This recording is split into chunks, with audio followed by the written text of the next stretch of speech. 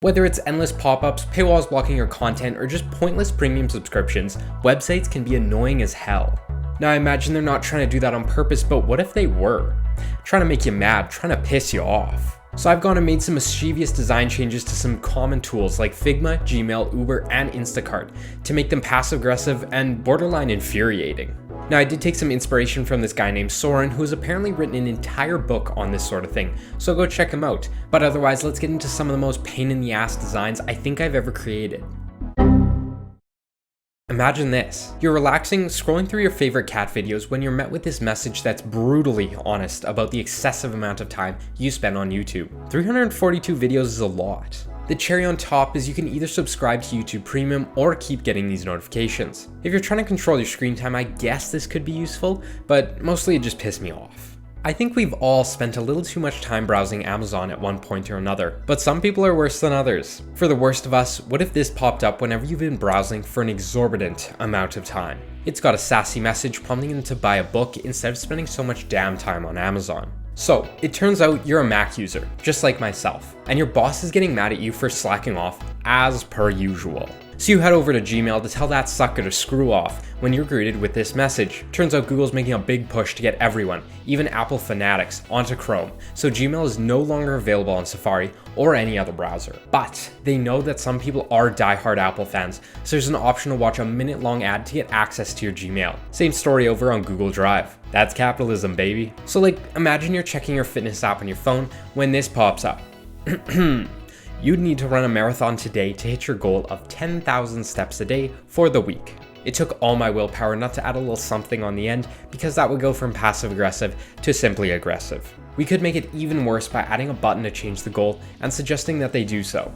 Now, imagine you're on Uber, getting ready to book a ride. Uber starts looking for drivers and Mr. Santh pops up. Only below there's this chattiness rating based on 134 reviews letting you know Mr. Santh is a 3 out of 5 in chattiness. So now you can plan your trip accordingly and not feel too awkward in those silent moments. This one could actually be pretty useful, so Uber, if you're looking for another product designer, give me a call.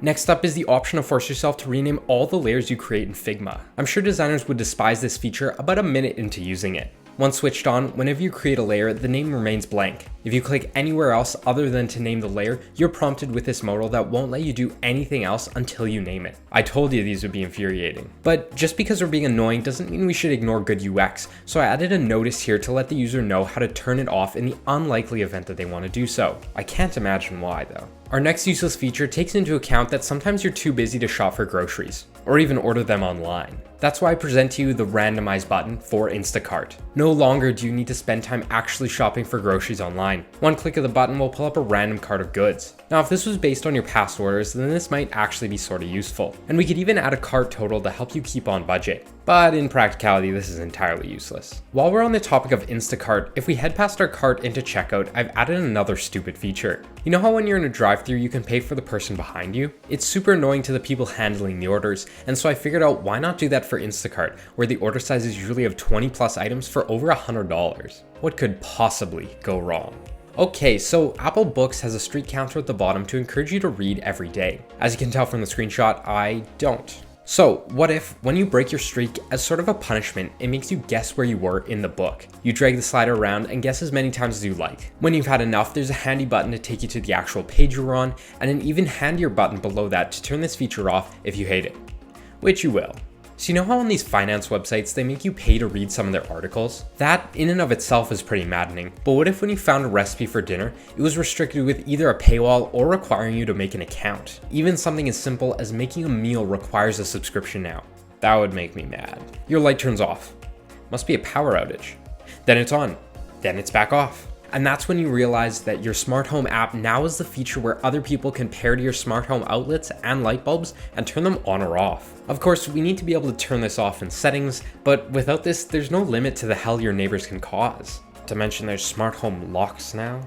God damn, this would be bad. And that is all the stupid ideas I could think of for infuriating UI features. If you have any ideas, I'd love to hear them and potentially make a part 2. If you enjoyed, consider subscribing. I'll see you in the next one.